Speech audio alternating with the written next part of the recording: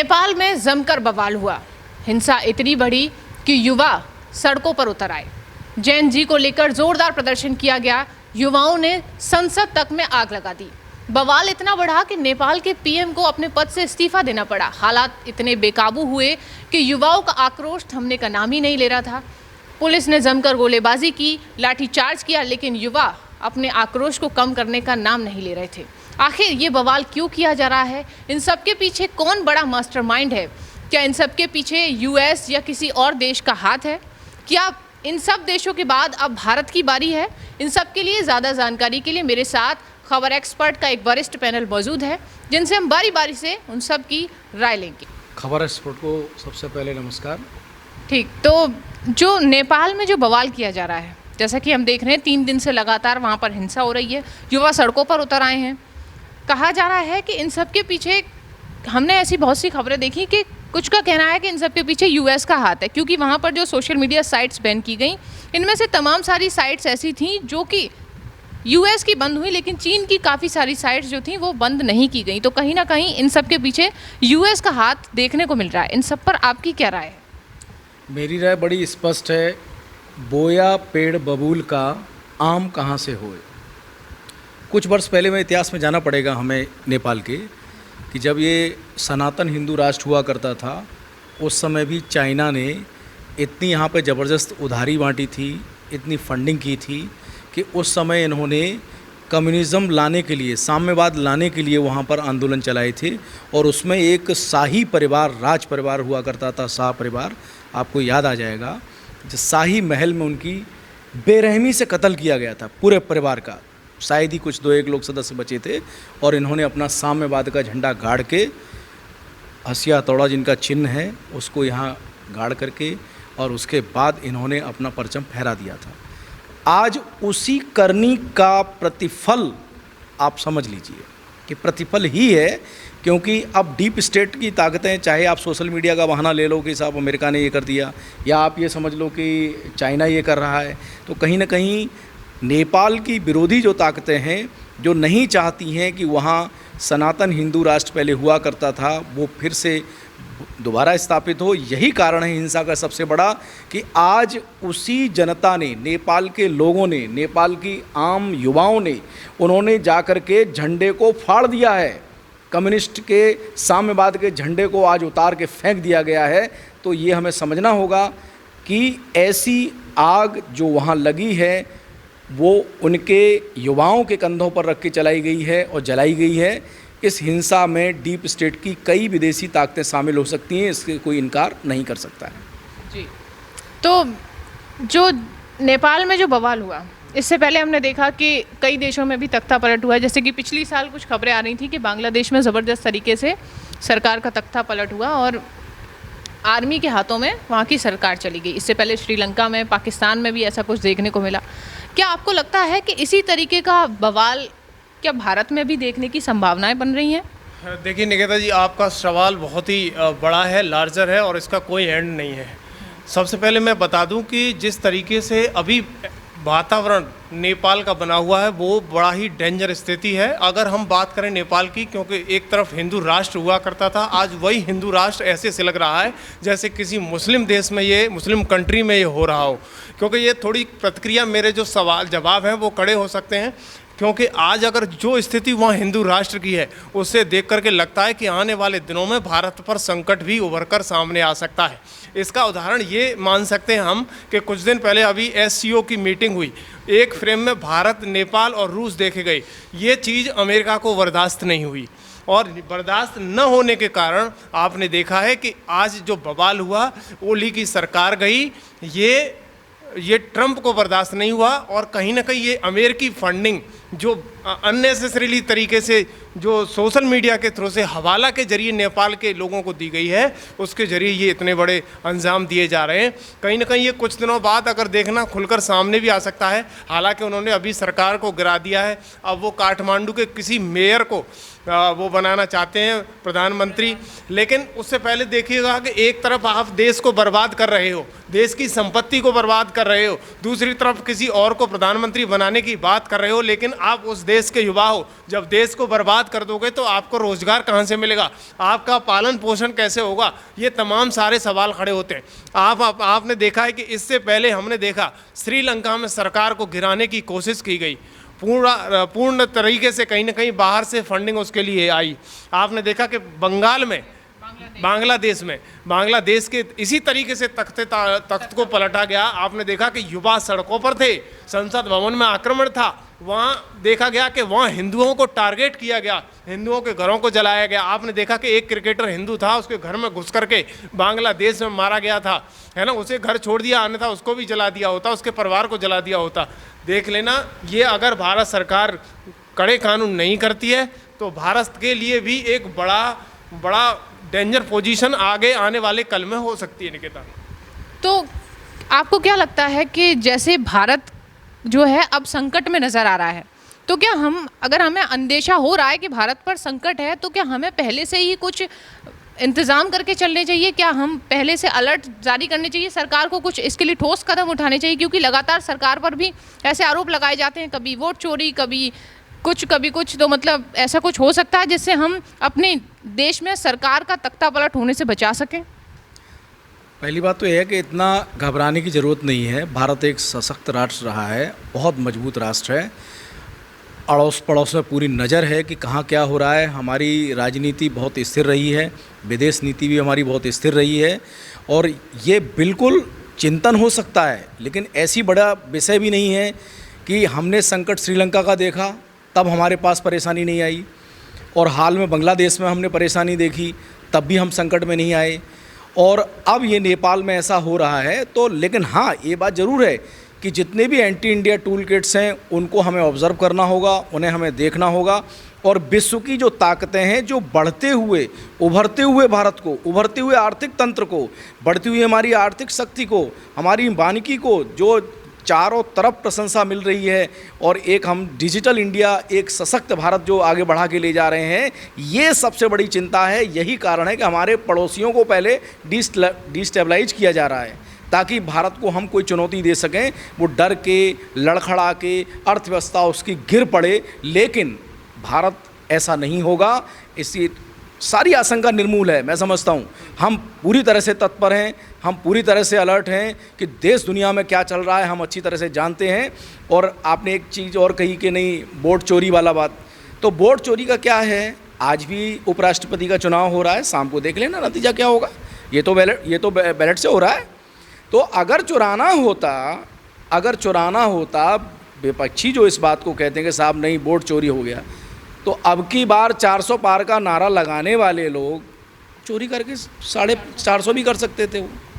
तो ये सब फेक है, सब झूठा एजेंडा है। सिर्फ वोट में नहीं हरा पा रहे हैं, ईवीएम से नहीं हरा पा रहे हैं, तो अब उनको सहारा लेना पड़ रहा है डीप स्टेट। एक अंग्रेजी वर्ड निकल के आया है कि डीप स्टेट का मतलब जो विश्व की बड़ी ताकतें हैं, अमेरिका, टैरिफ हमारे ऊपर बढ़ाया, ट्रंप को, जबकि हमारे दक्षिणपंथी समर्थकों ने प्रचार भी किया था ऑनलाइन में। आपको याद दिला दूं कि दक्षिणपंथी जो समर्थक भारत के थे, उन्होंने ट्रंप का बड़ा सहयोग किया था चुनाव जीतने में, मोदी जी के नाम का सहारा लिया था उन्होंने वहाँ अमेरिका में चुनाव जीतने के लिए। आज वही ट्रंप हमको आंखें दिखा रहे हैं, वही चाइना हमको आंखें दिखाता था, तो चाइना भी शांत कर लिया हमने, मैनेज कर लिया, और रसिया हमारा पुराना मित्र था, है और रहेगा।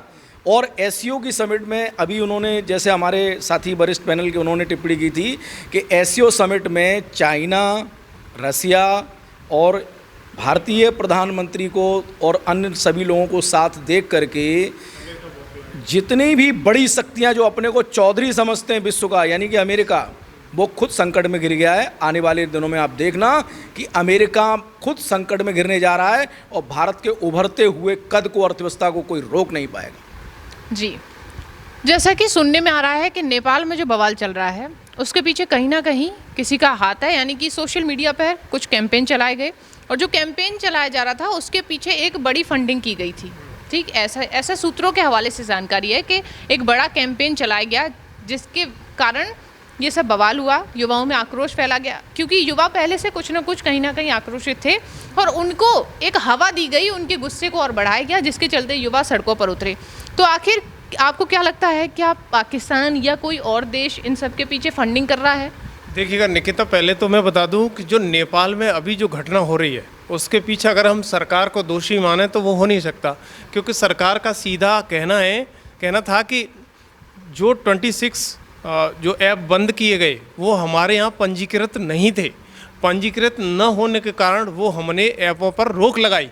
उन्होंने कहा कि जो भी ऐप हैं चलना चाहते हैं तो पहले सरकार के यहाँ रजिस्ट्रेशन कराओ। ये तो कानून बनता ही है, किसी भी देश में जाओ अगर रजिस्ट्रेशन नहीं है तो आप डायरेक्ट जाओगे, डायरेक्ट निकल के आ जाओगे, वहाँ के रूल्स रेगुलेशन कोई फॉलो नहीं करोगे तो फिर वो तो जैसे आवारा लोग होते हैं उसी तरीके से आवारागिरी हुई। अगर सरकार ने ये बैन किए लेकिन सरकार ने फिर उन्हें खोलने के लिए भी कहा, लेकिन लोग सड़क पे आ गए। युवाओं को किसी सोशल मीडिया प्लेटफॉर्म VPN के जरिए भड़काया गया। VPN के तमाम सारे उदाहरण कई सारी जगहों पर देखने को मिल रहे हैं। आरोप ये भी लग रहा है कि जो UV करके कोई वेबसाइट है उसको फंडिंग की गई है प्रॉपर तरीके से, उस फंडिंग के जरिए इस मुद्दे को भड़काया गया है, युवाओं को सड़क पर लाया गया है। युवाओं से उस वेबसाइट में ये भी कहा गया है निकिता कि अगर तुम्हें आंदोलन करना है तो उसके लिए पहले फेस पर मास्क लगा के आइएगा, पीठ पर बैग लगा के आइएगा, और आंदोलन को सही ढंग से करने के लिए आपको धरना प्रदर्शन भी करना पड़ सकता है। आंदोलन को देखने के लिए आपको पुलिस के साथ गोलाबारी भी झेलनी पड़ सकती है, तो अपनी तैयारी के साथ आइएगा। तो ऐसा ही देखने को मिला कि जो युवा वहाँ प्रदर्शन कर रहे थे किसी का मुंह बंधा था, किसी की पीठ पर बैग था, कोई कुछ कर रहा था, पुलिस पर कुछ ईंट फेंकी जा रही थी, पुलिस को मारा पीटा जा रहा था, आग लगा रहे थे। ये युवा कर सकते हैं किसी देश को?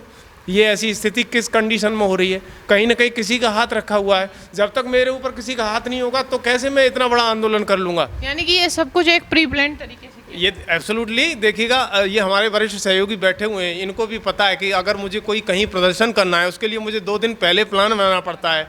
ऐसे ही ये सोशल मीडिया का ज़माना है, एक मैसेज डालो हज़ारों लोगों पर पहुंचता है, उसका असर किस ओर जाएगा ये कोई नहीं जानता है। वही असर है आज हम नेपाल में देख रहे हैं। एक हिंदू राष्ट्र जल रहा है, तमाम सारे राष्ट्र इधर उधर उसके भुगतभोगी बैठे हुए हैं, और ये सारी चीज़ें भारत के चारों तरफ की जा रही हैं। भारत को हड़काने की कोशिश की जा रही है, लेकिन भारत इतना आसान नहीं है कि भारत को इस तरीके से हड़का करके या किसी प्री प्लान के जरिए भारत की सत्ता को हिलाया जा सके, ये इतना पॉसिबल नहीं है। भारत की जनता बड़ी समझदार है।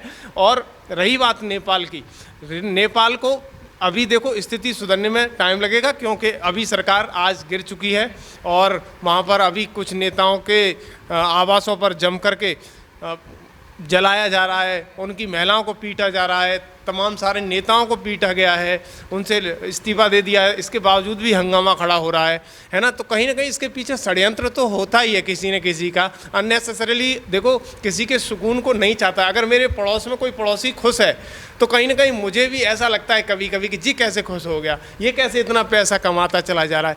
तो कहीं ना कहीं एक ज्वेलसी ज़रूर है। भारत को बढ़ता हुआ देख रहे हैं, तमाम सारे देशों में ज्वेलसी पैदा हो रही है। जो अपने आप को धुरंधर बताते थे वो भी आज भारत को गिराने की कोशिश कर रहे हैं। 50% टैरिफ लगा करके वो भारत को धमकाना चाहते हैं। वो भारत नहीं है, भारत सोने की चिड़िया था।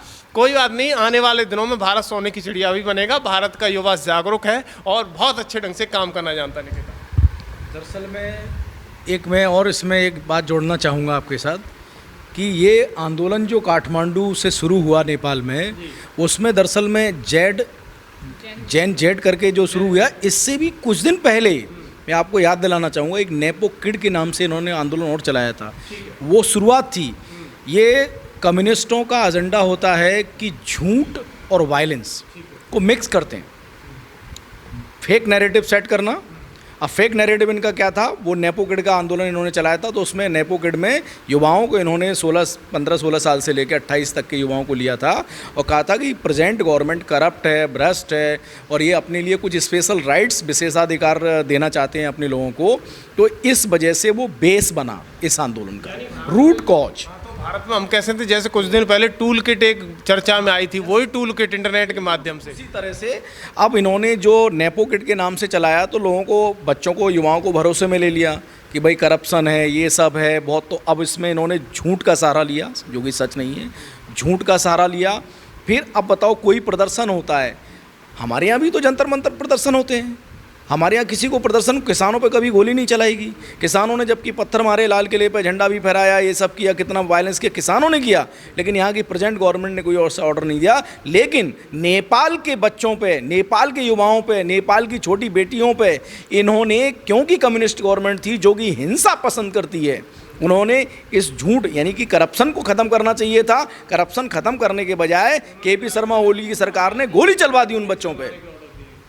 तो ये भ्रम, झूठ और वायलेंस को मिक्स करके उन्होंने डिस्टेबलाइजेशन किया है डीप स्टेट्स ने, जो कि वहाँ के अन्यथा बच्चे नहीं मारे जाते उसमें, क्योंकि बच्चों को ढाल बना लिया, बच्चों को बरगला लिया, झूठ बोल के ले आए और उनसे बैग और बस्ता भी मंगवा लिया कि बैग बस्ता लेके आएंगे। तो जब बैग बस्ता लेके आए तो गोली क्यों चलाई इन्होंने, क्यों चलाई? ये पूरा दुनिया को पूछना चाहिए, पूरे वर्ल्ड को पूछना चाहिए इस बात को कि आपने ये छोटे छोटे बच्चों पे तुमने गोली क्यों चलाई? क्योंकि ना तो उनके पास वेपन्स थे, ना उनके पास कोई किसी तरह के वायलेंस करने के कोई किसी भी तरह का वो नहीं था, एपरेटस नहीं थे, कोई टूल नहीं थे। तो आपको उनकी बात सुननी चाहिए थी पहले। मैं तो पूरे दुनिया से मांग करता हूँ, संयुक्त राष्ट्र से मांग करता हूँ कि निहत्थे लोगों पर, छोटे छोटे बच्चों पे तुमने गोली क्यों चलवा दी? ये तो उनकी जिम्मेदारी है ना, केपी शर्मा ओली जो बैठे हुए हैं प्रधानमंत्री वहाँ के नेपाल के, क्योंकि वो कम्युनिस्ट हैं। वो झूठ और वायलेंस और साम्यवाद की झूठी थ्योरी गरीब बच्चों को, वैसे बच्चों को, बेसहारा बच्चों को बरगला करके वहाँ उन पर हिंसा नहीं करनी चाहिए थी। ये सबसे बड़ा दोषी उन्होंने किया है। और जब ये बताइए हिंदू राष्ट्र था, कितना शांत रहता था पूरा नेपाल, आज इनकी वजह से इन बच्चों पे गोली चल गई। ये कि जो झूठा नैरेटिव इन्होंने सेट कर दिया कि साहब अरे सोशल लाइट, हमारे पेरेंट्स भी तो मना करते हैं कि बेटा तुम यूट्यूब ज़्यादा मत देखो, इसका ये मतलब है तुम मार डालोगे। अरे बच्चों को सोशल मीडिया चाहिए ना, अपनी बात कहने के लिए, रखने के लिए चाहिए। और हाँ, किसी देश का कानून है तो रजिस्ट्रेशन होना चाहिए, इस बात के हम पसदर हैं। हमारे भारत में भी यूट्यूब चैनल है, न्यूज़ चैनल है, पूरी सोसाइटी है, उसको रजिस्ट्रेशन किया जाता है, रजिस्ट्रेशन होता है, तो वो तो सही है। लेकिन आप ये साहब रजिस्ट्रेशन की आड़ में आप इसमें कहीं ना कहीं अमेरिका भी शामिल हो सकता है, पूरी संभावना है। मैं तो संयुक्त राष्ट्र से जाके मांग करना चाहता हूँ कि ये बच्चों को वायलेंस में क्यों घसीटा गया, उनके धरना प्रदर्शन को, उनकी मांगों को सुना जाना चाहिए था, विचार करना चाहिए था, शांतिपूर्ण उनको हल देना चाहिए था। जो नेपाल में जो बवाल हुआ और लगातार जो बवाल चल रहा है, इससे क्या भारत को कोई नुकसान पहुंच सकता है, और अगर पहुंचेगा तो क्या नुकसान हो सकता है? देखिए निकेता, मैं बता दूं, सबसे पहले भारत और नेपाल 1751 किलोमीटर की जो बॉर्डर है वो क्रॉस करता है, यानी भारत और नेपाल का। अगर वहाँ की अभी सरकार हट चुकी है, आतंकवाद और भ्रष्टाचार और वहाँ से नोट, फेक करेंसी और तमाम सारे इस तरीके के नैरेटिव उन बॉर्डर के द्वारा भारत में एंटर करने की संभावना रहेगी, क्योंकि सुरक्षा हटेगी, आतंकवाद उधर से बढ़ावा मिलेगा, पता नहीं कौन किस तरीके से चलेगा। हालांकि भारत की सुरक्षा बहुत अच्छे तरीके से है, लेकिन 1751 किलोमीटर बहुत सारा एरिया होता है। किलोमीटर का जब एरिया डिस्टेंस किया जाए तो बहुत हो गया। इस हिसाब से तो भारत को भी बहुत सारा खतरा बॉर्डर से देखने को मिल सकता है। इसमें हम लोग बात करते हैं घुसपैठ, अपराध और नकली करेंसी, इस तरह की तमाम सारी समस्याएं भारत को देखने को मिल सकती हैं, और ज़्यादा भारत के लिए कोई इससे बड़ा नुकसान नहीं होने वाला है। ठीक। नेपाल में जो युवाओं को टारगेट किया गया, फेक नैरेटिव उनके दिमाग में सेट किया गया, एक कैंपेन चलाई गया, हिंसा कराई गई, पीएम को इस्तीफ़ा देना पड़ा, ये सब बवाल के बाद भारत को क्या कुछ नुकसान हो सकते हैं, और इन सब के पीछे आखिर किसका हाथ है? ये सब जानकारी हमें हमारे सहयोगियों ने दी। और आगे अब नेपाल की हिंसा कब थमेगी, और इन सब के पीछे अगर मास्टरमाइंड कोई है तो कौन है, इन सब का खुलासा जब होगा तब आगे की अपडेट हम आपको देते रहेंगे। तब तक के लिए देखते रहिए खबर एक्सपर्ट।